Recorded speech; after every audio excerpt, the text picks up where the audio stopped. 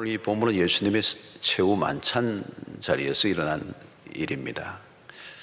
이 자리에서 깜짝 놀랄 만한 일이 하나 일어나죠. 예수님의 제자 중 한 사람이 배신하는 겁니다. 어떻게 그런 일이 일어날 수 있을까? 참 늘 본문을 대하면 12명의 제자 중에 한 명이 배신을 한다. 참 믿어지지 않는 얘기죠. 자, 이 시기는 무교절 첫날이라고 하고 또 유월절기입니다. 유월절은 우리가 잘 아는 것처럼 이스라엘 백성들이 출애굽한 것을 기념하는 절기입니다. 우리나라로 치면 광복절과 같은. 자, 예수님은 제자들과 식탁에서 독특한 유월절을 보내고 있는 것이죠. 사실 유월절의 핵심은 어린 양입니다. 그 어린 양은 사실은 예수 그리스도를 상징하는 것이죠. 그래서 오늘 이 유월절의 가장 중심은 예수 그리스도이십니다. 그래서 떡과 잔을 이 성찬 마지막 만찬에 베푸실 때 이 떡과 잔은 어린 양 예수 그리스도를 상징하는 것이죠. 그래서 오늘 이 마지막 만찬 때 제자들과 함께 떡과 잔을 나누는 이런 유월절기에, 그래서 어린 양과 예수 그리스도의 십자가가 교차되는, 오버랩되는 굉장히 의미심장한 장소가 바로 이 자리입니다. 오늘 사건은 식탁의 자리에서 벌어집니다. 식탁은 어떤 곳입니까? 친밀한 사람들이 함께하는 자리입니다. 바로 그곳에 배신자가 앉아 있다는 것, 끔찍한 일이죠. 자, 예수님은 이미 그 일을 다 알고 계셨던 것 같아요. 그래서 가룟 유다의 행동을 하나하나 아마 지켜보았을 것입니다. 또 눈에 띄었을 거고. 그러나 예수님은 그 배신자를, 그 행위를 폭로하지 않고 끝까지 안고 가십니다. 여러분, 배신은 죄 중에서도 질이 아주 안 좋은 겁니다. 왜냐하면 믿었던 사람에게 당하는 고통, 배신이기 때문에. 아주 믿었던 사람이 뒤에서 등을 꽂는 일이 배신이잖아요. 악한 죄죠. 아주 악한 죄입니다. 그런데 사실 이 인간사, 우리의 삶의 배신은 참 자주 일어납니다. 자, 가룟 유다의 배신은 어떻게 일어났습니까? 궁금해요. 그 배신의 과정을 한번 볼 필요가 있습니다. 처음 시작은 이렇습니다. 요한복음 13장 2절에 보니까 마귀가 벌써 시몬의 아들 가룟 유다의 마음에 예수를 팔려는 생각을 넣었더라 그랬습니다. 여러분, 평소에 생각이 참 중요합니다. 행동 이전에 생각이 먼저 있었던 거예요. 생각이 없었는데 행동하지 않습니다. 생각이 먼저 있었던 거예요. 아마 인류 최초에도 하나님이 세상을 만드실 때 세상을 만드실 생각이 먼저 있었던 거예요. 그 다음에 창조가 있었던 거예요. 이 생각이 행동화되는 것입니다. 자, 어떤 생각을 하는가가 중요하죠. 자, 사탄이 그냥 가룟 유다의 생각에 예수를 팔 생각을 넣은 것은 아니에요. 가룟 유다의 마음 안에 먼저 부정적인, 예수에 대한 부정적인 생각이 먼저 들어있었던 거죠. 로마서 8장 6절을 보면 육신의 생각은 사망이요. 참 저는 이 구절을 읽을 때마다 놀라워요. 성경의 진단입니다. 육신의 행동이 사망이라고 얘기하지 않습니다. 육신의 생각이 사망이라. 영의 생각은 생명과 평안이다. 가룟 유다는 육신의 생각을 품고 있었던 것이죠. 영의 생각이 아니었습니다. 그러니까 마귀가 그 안에서 역사한 겁니다. 로마서 8장 7절에 육신의 생각은 하나님과 원수가 되나니 이는 하나님의 법에 굴복하지 아니할 뿐 아니라 할 수도 없습니다. 육신의 생각은 하나님과 반대의 길로 가게 한다는 거죠. 자, 여러분, 마귀가 어떻게 활동하는가를 오늘 잘 보여주고 있습니다. 마귀가 바깥에서 난리를 치는 게 아니야. 마귀가 막 머리를 풀고 왔다 갔다 하는 게 아니고 우리의 생각 안에서 활동한다는 거예요. 마귀가 아무에게나 들어가 역사하는 것은 아니에요. 마귀가 좋아하는 생각이 있는 거죠. 들어가서 활동하는 어떤 영역이 있는 거예요. 더러운 생각을 하는 사람들, 악한 생각을 품고 있는 사람들. 여러분, 나쁜 생각을 하면 마귀를 초청하는 것과 같습니다. 마귀가 우리의 생각 안으로 들어와 그 생각에 영향을 주기 시작하면 무슨 일이 일어날지 몰라요. 그러면 그 다음부터는 내가 아닙니다. 그냥 마귀예요, 마귀. 생각이, 마귀가 내 안에 들어와 생각을 지배하면 내가 마귀가 되는 거예요. 마귀 사촌이 아니고요, 일촌도 아니고 그냥 마귀예요. 자, 요한복음 6장 70절에 예수님이 이렇게 얘기하십니다. 예수께서 대답하시되 내가 너희 12를 택하지 아니하였느냐? 그러나 너희 중에 한 사람은 마귀니라 하시니라. 자, 왜 마귀죠? 마귀의 지배를 받고 있는 상태이기 때문에.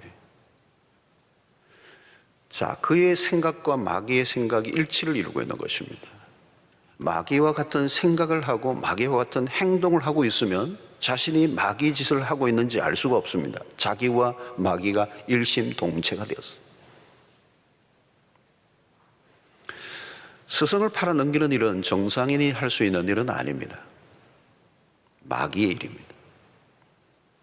시편에도 배신자에 대한 시가 있습니다. 시편 41편 9절에 내가 신뢰하여 내 떡을 나눠 먹던 나의 가까운 친구도 나를 대적하여 그의 발꿈치를 들었나이다. 이 아히도벨의 얘기입니다.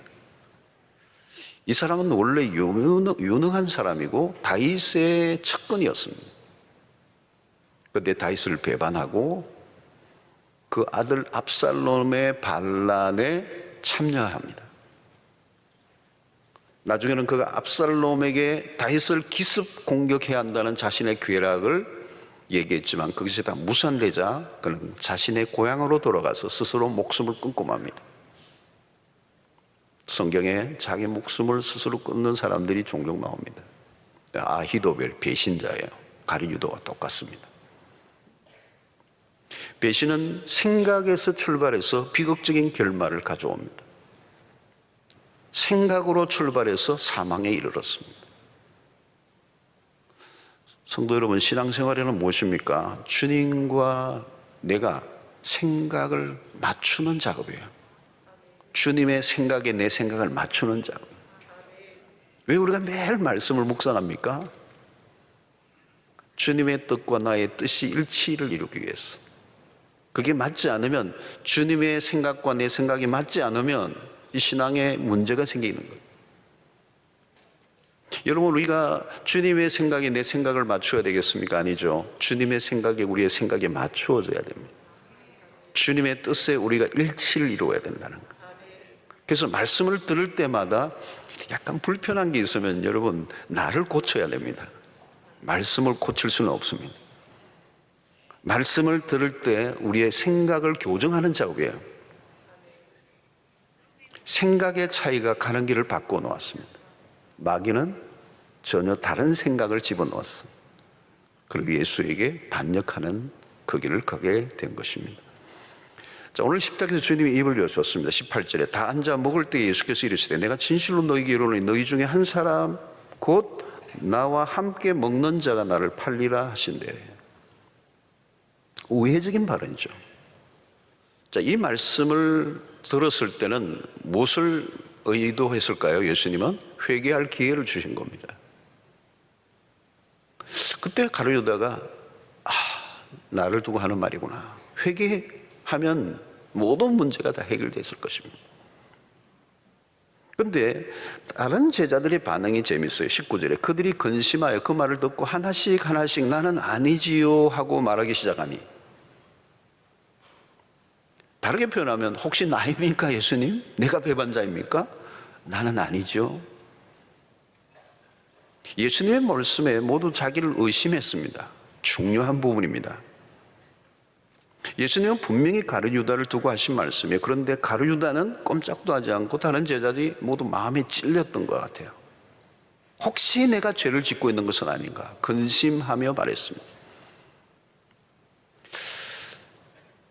여러분, 이상한 현상이에요. 말씀을 들을 때 자기 자신에게 적용해야 한다는 거죠. 자기에게 적용하지 않고 도리어 다른 사람들에게 적용을 합니다. 유다는 나입니까? 하지 않았습니다. 여러분들 어떻습니까? 말씀을 들을 때 자주 찔림이 있습니까? 중요한 포인트입니다. 자기 자신에게 적용하는 편인가? 아니면 다른 사람에게 말씀을 적용하는 편인가? 만약 말씀을 자기에게 적용하지 않는다면 위험한 신호입니다. 말씀이 전해질 때 강한 부정을 하면 심각해요. 말씀에서 자신을 제외시키는 거죠. 그래서 늘 다른 사람에게 문제가 많다고 생각하는 사람. 가룟 유다는 마리아가 옥합을 깨뜨릴 때도 가난한 자를 도울 수 있는 것을 낭비했다고 화를 냈습니다. 사실은 자기 적용이 아니에요. 여러분, 건강한 신자의 반응은 어떤 것입니까? 어떤 말씀을 들을지라도 자기에게로 가져가 그 말씀을 적용하는 사람입니다. 혹시 내가 배신자는 아닌가? 사실 그렇습니다, 여러분. 오늘 너희 중에 한 사람이 나를 팔 것이다 라고 얘기했을 때 예수님이 어떤 사람을 특정하지 않고 얘기하신 것 안에는 의도가 있어요. 모두 각자가 자신을 돌아보게 하는 것. 여러분, 우리는 누구든 오늘 이 자리에 앉아있는 그 누구도 스승을 팔 가능성을 가지고 있는 사람들이에요. 아멘 하고 싶지는 않지만 사실이에요, 여러분.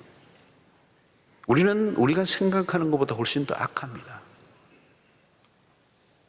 다른 사람의 죄를 보고 비판하지만 나는 한 수 더 뜰 수 있습니다. 더 이상 더 이하도 아니에요. 비슷하다는 거예요. 그러니까 혹시 내가 아닌가 하는 사람에게는 소망이 있습니다. 혹시 내가 배반자는 아닌가? 그러면 돌이킬 수 있는 가능성이 있어요. 근데 나는 절대 아니야. 부정하는 사람은 위험한 사람이에요. 말씀의 빛이 비추어질 때 자신을 돌아보아야 합니다. 아직 기회가 주어졌다는 뜻이죠. 내가 잘못했구나. 내가 왜 그런 짓을 했지? 미친 짓을 했구나. 내가 잠시 미쳤구나. 돌이키면 되는 거죠. 말씀이 들려지고 있는데 자신을 돌아보지 못한다면 위험한 상태입니다. 왜 그런 일이 일어날까요? 어두움 가운데 있기 때문에. 영적으로 어두움 가운데 있기 때문에. 가룟 유다는 예수님의 곁에서 마주하고 있습니다. 물리적 거리는 누구보다 가까이 있어요. 약간만 옆으로 기울이면 예수님의 귀에 자신의 얘기를 틀어놓을 수 있는 위치에 있습니다. 그런데 여러분, 물리적 거리와 영적 거리는 다를 수 있습니다. 예수님과 가룟 유다와의 이 거리가 이 정도 거리라면 누구에게도 말하지 않던, 다른 사람이 들을 수 없을 정도 둘만의 은밀한 얘기를 얼마든지 나눌 수 있는 관계예요. 바로 이때죠. 회개의 기회입니다. 회개하면 삽니다. 다시 시작할 수 있습니다. 죄를 지었다고 망하는 것 아닙니다. 망했다면 가룟 유다 벌써 망했습니다. 그러나 주님은 마지막까지 기회를 주십니다. 여러분, 예수님과 가룟 유다가 눈이 마주쳐도 한두 번 마주쳤겠습니까? 그러나 가룟 유다는 눈길을 계속 피한 것이죠. 예수는 제자들의 발을 씻기실 때도 유다의 발을 동일하게 씻어주셨습니다. 그러나 가룟 유다의 마음은 굳게 닫혀 있었습니다. 여러분, 많은 사람들의 특징이 있습니다. 회개의 기회를 놓치고 또 놓치는 겁니다. 하나님은 인내하시고 또 인내하십니다. 결국 어떻게 됩니까? 회개할 마음을 계속 내가 막으면 기회가 사라져요. 여러분, 처음에는 회개를 안 한 것입니다. 그런데 나중에는 못하게 됩니다. 안 하는 것과 못하는 것에 차이가 있습니다. 안 하고 있을 때는 가능성이 남아있는 상태. 못한다는 말은 이미 상황 끝이에요. 절망적인 상태를 말하는 거예요. 완전히 망가진 상태인 것입니다. 성도 여러분, 우리의 일상을 한번 돌아봐야 합니다. 우리는 늘 실수합니다. 죄 안 짓고 살 수 없습니다. 회개하고도 또 죄를 짓습니다. 그러나 여러분, 분명한 것은 회개한 사람은 이전과 똑같은 죄를 반복해서 지지는 않습니다. 죄를 지어도 이전의 죄와 다릅니다. 태도가 다릅니다. 마음대로 못 짓습니다. 브레이크가 걸리게 되어 있습니다. 또 짓고 나면 마음이 불편하고 아픕니다. 마음대로 죄를 지을 수가 없습니다. 여러분, 죄에 대해서 그런데 둔감해진 상태는 어때요? 그게 없어져 버립니다. 그 다음에는 할 일이 없어요. 끝인 것입니다. 사랑하는 성도 여러분, 자세히 한번 보시기 바랍니다. 중요한 포인트예요. 일상에서 회개가 있는가 없는가. 언제 진정한 회개를 해본 적이 있는가? 여러분, 우리 그리스도인들에게 막장이라고 할 때 이 막장, 세상의 사람들이 막장 하는데 그건 무슨 끔찍한 치졸한 죄를 지었을 때를 막장이라는데, 우리 그리스도인들에게 막장은 딴 게 아니에요. 회개 없는 삶이에요. 죄의식 자체가 없기 때문에 더 이상 갈 곳이 없다는 겁니다. 우리는 가룟 유다를 살펴보면서 날마다 우리가 늘 확인하는 것은 가룟 유다는 죄를 지었기 때문에, 스승을 팔았기 때문에 망한 것 아닙니다. 회개가 없었기 때문에. 베드로와 가룟 유다의 차이는 조금의 차이예요. 베드로 결코 낫지 않습니다. 그러나 그는 회개했습니다. 근데 가룟 유다는 후회만 했습니다. 후회와 회개는 다른 것입니다. 자, 예수님은 가룟 유다의 행동을 주목하시죠. 20절에 그들에게 이르시되 12 중에 하나 곧 나와 그릇에 손을 넣는 자니라. 요한복음 13장 26절에 보니까 예수께서 대답하시되 내가 떡 한 조각을 적셔다 주는 자가 거니라 하시고 곧 한 조각을 적셔서 가룟 시몬의 아들 유다에게 주시니 그랬습니다. 예수님이 떡 한 조각을 나누어 주셨습니다. 여러분, 빵을 주시는 행위는 무엇을 상징합니까? 사랑의 손길이죠. 가룟 유다에게 마지막까지도 한 번 더 생각해 보라는 겁니다. 그러나 그는 그냥 받아 먹고 끝납니다. 돌이키지 않습니다. 회개 없이 떡 조각을 받습니다. 여러분, 마지막 만찬에서 이 떡 조각은 무엇을 의미합니까? 받아 먹으라 내 몸이니라 라고 하는 이 말씀은 그냥 떡 조각이 아닙니다. 그리스도의 몸을 상징합니다. 그 떡 조각, 주님이 주시는 그 사랑의 손길을 내밀었을 때 그는 무심하게 받습니다. 우리는 상상해 봅니다. 가룟 유다의 얼굴을 상상해 보아요. 아마 그의 얼굴은 돌처럼 굳어 있었을 것입니다. 여러분, 주님이 그 떡을 내미실 때 온몸이 떨려야죠. 진땀이 나야죠. 부들부들 떨려야 돼요. 근데 그냥 받아 먹어요. 이미 그는 화인 맞은 양심입니다. 영혼은 이미 죽어 있었고 마귀에게 점령을 당한 상태입니다. 자, 어떤 일이 일어나죠? 13장, 요한복음 13장 27절 그 다음 구절입니다. 조각을 받은 후 곧 사탄이 그 속에 들어간지라. 이에 예수께서 유다에게 이르시되 내가 하는 일을 속히 하라 하시니. 사단이 언제 들어갔다는 거죠, 여러분? 조각을 받은 후 곧. 그랬어요. 회개 없이 떡을 받습니다. 상황 끝입니다. 그동안의 모든 기회가 날아가 버립니다. 주님으로부터의 사랑의 손길을 거부한 그 순간 그는 마귀에게로 완전히 넘어가요. 주님에게 속한 자가 마귀에게 속한 자로 바뀝니다. 예수께서 말씀하십니다. 내가 하던 일을 속히 하라. 무슨 말이에요? 네가 가는 길을 가라는 거예요. 마지막 기회를 그는 거부했습니다. 사랑하는 성도 여러분, 하나님은 우리에게 언제나 기회를 주시는 분입니다. 그 기회에 다시 시작하라는 거예요. 하나님의 사랑의 손길을 외면하지 말라는 거예요. 주님은 우리를 결코 심판하기를 원치 않습니다. 기다리고 기다리시고 우리에게 회개를 돌아서라고 기회를 주시는 그 하나님의 손길을 외면하지 않는 자가 복된 줄로 믿습니다. 자, 이 가룟 유다는 결국은 이 안에 뭐가 있었습니까? 이 배반의 과정에 그의 모습을 우리가 보게 되는데 요한복음 12장 6절을 보면 이렇게 말하면 가난한 자들을 생각함이 아니요 그는 도둑이라. 돈꾀를 맞고 거기 넣는 것을 훔쳐가미르라. 그는 예수를 팔아넘겼습니다. 얼마예요? 은 30에. 그는 스승을 팔기 위해 흥정을 했습니다. 물건처럼. 볼곰스에서는 줄곧 가룟유다를 도둑으로 규정합니다. 그의 배신의 과정에는 돈이 연루되어 있습니다. 그는 이미 도둑이에요. 그가 돈꾀를 맡았다 그러는데 여기 돈꾀는 뭘까요, 여러분? 예수님과 함께 12명이 공동생활을 했습니다. 먹고 자고 활동했어. 돈이 들 수밖에 없죠. 경비가 들어요. 그 경비가 어디에서 충당되었을까요? 당시 예수의 일행을 후원하는 후원자들이 있었습니다. 여러 여인들, 그죠? 나옵니다. 아마 가룟유다는 모든 경비를 본인이 이제 관리를 했어요. 돈이 들어오고 나가는 것을 다룬 것입니다. 이게 쉬운 일이 아닙니다. 주로 돈꾀를 맡은 사람은 조직에서 신임을 받는 사람입니다. 아무에게나 재정을 맡길 수가 없습니다. 재정을 맡긴다는 것은 신임의 증거입니다. 그런데 세상에서 자주 일어나는 일 중에 하나가 재정사고입니다. 자녀를 맡겨도 사고가 납니다.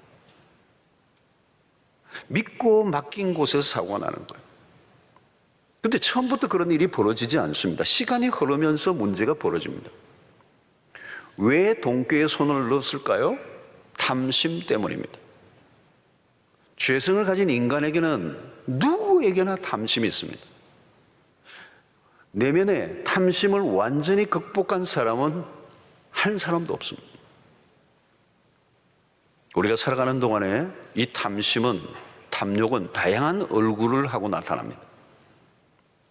탐심은 마음속에서 계속 자라나고 확장하는 잡초와 같아요.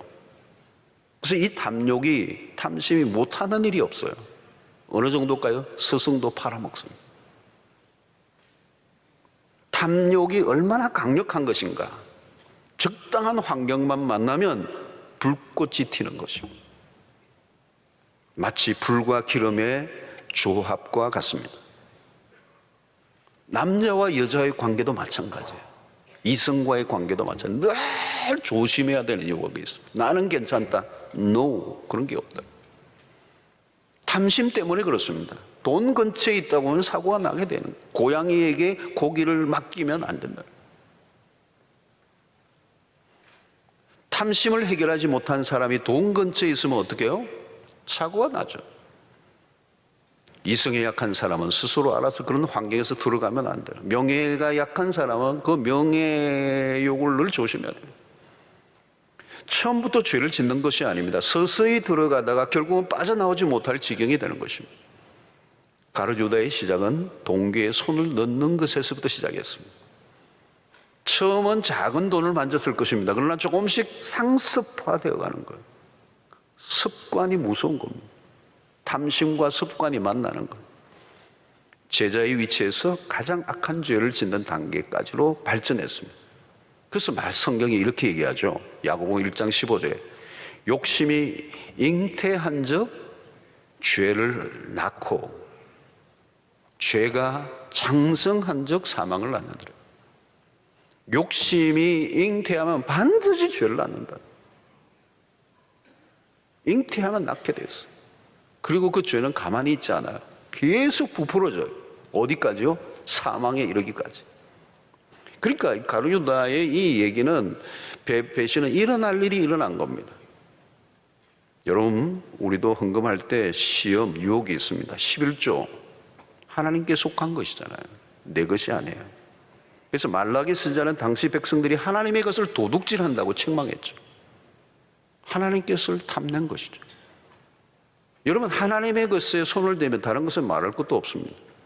어디에나 도둑은 있어요. 교회 안에서도 사역을 하는 동안에 돈을 만지는 일들이 있는 분들 조심해야 합니다. 돈을 만지다 보면 영혼의 때가 묻을 가능성이 높습니다. 그래서 속담에 그런 말이 있습니다. 금을 계속 만지면 손이 더러워진다. 정신을 바짝 차려야 되죠. 공사를 구분해야 합니다. 자신을 믿으면 안 된다는 거. 죄를 지을 가능성이 있는 환경에 들어가면 안 된다는 거. 피하는 게 상책이다. 자신이 죄를 짓지 않도록 투명한 시스템 안으로 들어가야 합니다. 그리고 자신이 그 부분에 약하다라고 생각이 들면 처음부터 안 하는 것이 가장 좋은 것입니다. 사랑하는 성도 여러분, 탐심이 결국 그를 집어삼켰습니다. 그 죄가 돈을 사랑하던 그 마음이 결국은 스승까지 팔아넘기는 이 인간의 연약함을 우리가 보게 되는 것입니다. 결국 가룟 유다는 12제자에서 탈락하고 맙니다. 제자로 부름을 받았으나 배신자로 끝을 맺습니다. 그런 시작과 끝이 달랐습니다. 사도행전 1장 17절에 보면 이 사람은 본래 우리 수 가운데 참여하여 이 직무의 한 부분을 맡았던 자라 그랬어요. 그는 12명이라는 숫자에 참여했습니다. 영광입니다. 그는 예수님으로부터 직무를 받은 소명자였어요. 출발은 좋았지만 끝이 좋지 않았습니다. 출발이 좋았다면 끝도 좋아야 하는 것입니다. 사도행전 1장 25절에 봉사와 및 사도의 직무를 대신할 자인지를 보이시옵소서. 유다는 이 직무를 버리고 제 곳으로 갔나이다. 직무를 버리고, 그 직무는 뭘까요? 주님으로부터 부여받은 직무, 그것을 거부하고 자기가 가고 싶은 길을 갔다는 거예요. 사랑하는 성도 여러분, 내가 왜 여기 있는지, 누가 나를 부르셨는지를 아는 게 중요합니다. 그는 하늘이 부여한 직무를 헌시착처럼 버렸습니다. 그는 주님이 부여하신 직무가 아니라 자기가 가고 싶은 길을 걸었던 거죠. 여러분, 무서운 사람은 누구입니까? 열심히 하는데 자기 길을 주장하는 사람이에요. 이 제자들이 다 그랬습니다. 매사에 열심히였어. 주님 옆에서 너무도 열심히 였던 사람들인데 알고 보면 주님의 일이 아니라 자기의 길을 걸어가고 있는 사람. 그래서 예수님이 베드로에게도 사탄아 내 뒤로 물러가라. 자기 목적을 갖고 있는 거예요. 여러분, 일꾼은 자기 목적이 아니라 하나님의 나라의 목적을 향하여 가는 사람이어야 돼요. 그런데 가룟 유다는 본래부터 자기의 길을 주장했던 사람입니다. 하나님의 직무에 충실하지 않았던 것이죠. 자, 우리 자신을 매 순간 진지하게 검증해 보아야 될 회목이 바로 이것입니다. 가룟 유다는 제자라는 타이틀을 갖고 있었습니다. 그러나 그는 배신자였습니다. 여러분, 타이틀 보고 모릅니다. 교회 직분 보고 몰라요. 사람들로부터 인정과 존경을 받는다고 해도 알 수가 없어요. 12제자 중에 한 사람이 배신자가 있다는 걸 누가 짐작이나 했겠습니까? 우리는 계속 우리 자신을 확인해야 합니다. 제자들은 마지막 순간까지도 가룟 유다가 배신자라는 것을 아무도 눈치채지 못했어요. 어떻게 24시간 365일 그것도 3년 동안 동거동락하며 함께 살고 있던 그 동료들도 가룟 유다가 배신자라는 걸 몰랐어요. 주님 외에는 아무도 몰랐습니다. 가룟 유다는 철저히 속였습니다. 속임의 고수입니다.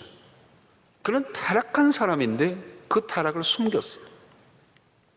성도 여러분, 죄가 완전히 들통날 때까지는 시간이 걸립니다. 그리고 가짜일수록 포장이 더 탁월합니다. 사탄은 광명의 천사로 다가온다고 그랬습니다. 광명의 천사. 어떻게 알아볼 길이 있겠습니까? 사람들의 평가보다 더 중요한 것은 나의 진짜 모습입니다. 어떤 경우는요, 가짜가 진짜 같고 진짜가 가짜같이 취급받을 때가 있습니다. 오늘 우리도 마찬가지입니다. 누가 진짜인가? 누가 진짜인가? 나는 진짜 신자인가? 진짜 제자인가? 결국 가룟 유다는 끝까지 가지 못했어요. 그는 도중하차하고 말았습니다. 결국 다른 사람이 그 자리를 대신하게 되죠. 오늘 마띠아라는 사람이 가룟 유다를 대신하여 제비 뽑아 그 자리에 들어가게 됩니다. 여러분, 이것은 무엇을 우리에게 보여줍니까? 내가 빠진다고 뭐가 무너지고 하나님의 역사가 중단되는가? 아니에요. 사도행전을 보면 베드로가 전반전의 주역입니다. 베드로가 없으면 안 될 것 같은데 아니에요. 바울이 등장합니다. 바울이 지나고 그 뒤를 누가 있습니까? 디모데가 있습니다. 내가 안 하면 다른 사람을 통해서도 하나님의 역사는 이어져 가게 돼 있어요. 하나님은 누구를 통해서도 역사하실 수 있습니다. 이왕이면 내가 그 일에 쓰임 받는다면 얼마나 큰 축복이겠습니까? 부름을 받는다는 것은 특권입니다. 우리에게 영광 중에 영광입니다. 하나님이 불러주신 게 어딥니까, 여러분? 우리는 질그릇과 같은 존재들이에요. 우리로는 실력이 없고 우리로는 감당할 수 없지만 주님이 부르신 그 일에 순종하며 나아갈 때, 주님이 하라고 하시는 그 일에 우리가 달려가게 될 때 하나님께서 우리를 사용해 주시는 것입니다. 사랑하는 성도 여러분, 중요한 것은 뭘까요, 여러분? 자기 자리를 끝까지 지키는 것입니다. 충성이 무엇입니까? 끝까지입니다. 곁길로 빠지지 말라는 거예요. 근데 마귀가 유혹을 한다는 거예요. 자, 21절에 보면 인자는 자기에 대하여 기록된 대로 가거니와 인자를 파는 그 사람에게는 화가 있으리로다. 그 사람은 차라리 나지 아니하였더라면 자기에게 좋을 뻔하였느니라. 인자를 판 그 사람에게는 화가 있으리라. 차라리 나지 아니하였더라면 자기에게 좋을 뻔하였다라고 말씀하고 있습니다. 가룟 유다는 하나님의 구원의 역사의 그림자예요. 하나님의 역사가 이루어져가는 과정에는 빛만 있는 게 아니라 어두움도 있습니다. 그러나 가룟 유다의 배신이 하나님의 뜻을 방해할 수는 없었습니다. 도리어 그 악마저도 하나님의 구원을 이루는 도구로 삼으셨습니다. 안타까운 것은 가룟 유다는 그것으로 그의 인생을 비극적으로 끝낸 것입니다.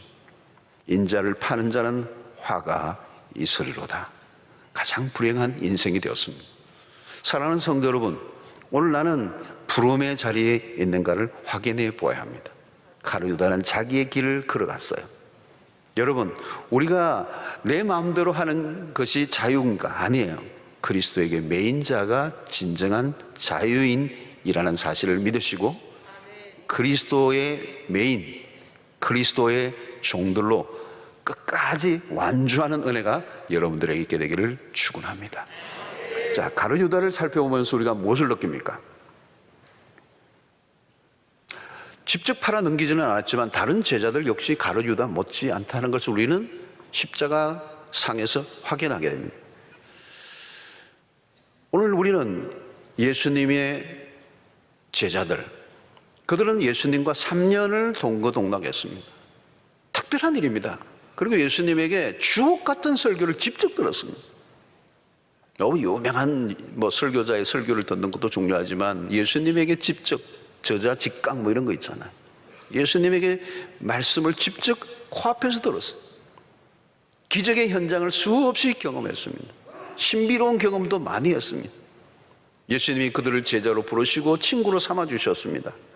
예수님과 함께 살아가는 그 3년의 삶을 통해서 그들 안에 얼마나 놀라운 경험과 역사들이 있었겠어요. 이보다 더 좋을 수가 없어요. 그러나 그들은 예수님을 부인하고 또 예수님을 팔아넘겼습니다. 시사하는 바가 참 커요.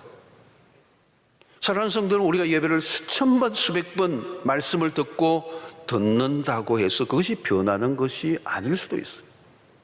좋은 교회를 다녔던 것만으로 좋은 신자가 될 수 있는가? 여러분, 교회를 얼마나 다녔느냐 횟수로는 신자됨을 증명할 수가 없습니다. 은혜의 사각지대가 있어요, 여러분. 은혜의 사각지대. 봉사를 하고 있지만 은혜의 아웃사이드에 있는 사람들. 이상하게도 은혜를 받는 순간에 그는 자리에 없어. 아니, 은혜의 자리에 앉아 있는데도 불구하고 영혼은 잠금장치. 말씀을 셀 수 없이 듣고 들었는데 하나도 말씀에 그 영혼에 파고들고 스며들지가 않아. 그러니까 가룟 유다는 예수를 믿다가 타락한 사람이 아니고 그는 근본 예수를 안 믿은 사람, 하나님을 만난 경험이 없는 사람.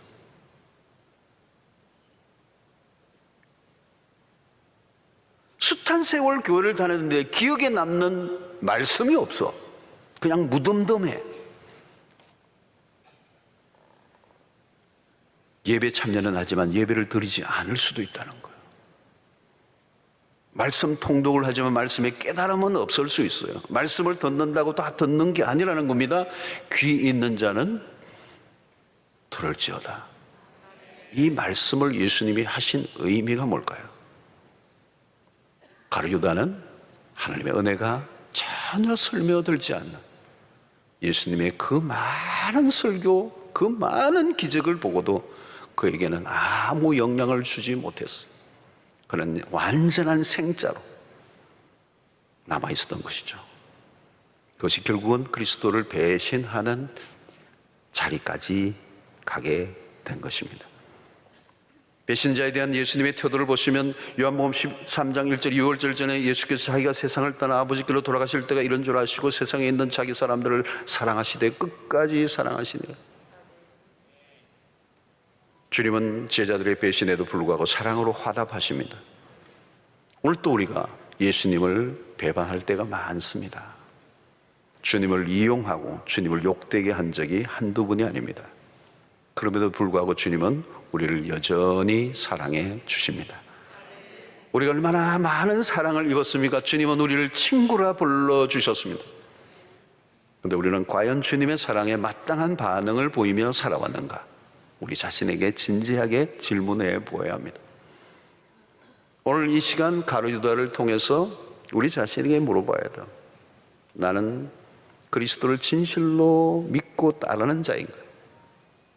아니면 조직에 참여하는 그냥 멤버십인가? 여러분, 두 사이에는 큰 차이가 있습니다. 관계성이라는 거죠. 조직에 관계된 건가 아니면 예수 그리스도에 관계된 것인가? 수영로 교회라는 교회 조직에 속해 있는 것과 그리스도에 속한 것은 구분될 수가 있습니다. 세월이 흐를수록 나는 주님과의 관계가 더 깊어져 가고 있는가? 변화하고 있는가? 아니면 변질되어 가고 있는가? 그리스도를 닮아가고 있는가? 세상을 닮아가고 있는가를 확인해야 합니다. 매 순간 우리 자신의 신앙을 검증해 보아야 하는 것입니다. 나는 예수의 제자인가? 아니면 배신자인가? 예수의 이름을 위해 내 생명을 내어놓을 수 있는 자인가? 아니면 내 예수의 이름을 이용하는 자인가? 그 이름에 나의 반응은 어떤 것인가를 확인해야 합니다. 사랑하는 성도 여러분, 오늘 우리가 단순한 종교인으로 그저 열심히 교회를 다니는 것으로는 큰 의미가 없습니다. 중요한 것은 주님을 진정으로 만나고 주님과 교제가 깊어지고 그리고 내가 그 주님이 주신 직무에 최선을 다하고 나의 직무가 아니라 주님이 주신 직무, 그 소명을 따라 살아가기로 힘쓰는 여러분들 되셔서 주님 앞에 설 때 부끄러움이 없는 그리스도의 제자로 설 수 있는 은혜가 있게 되기를 주의 이름으로 축원합니다.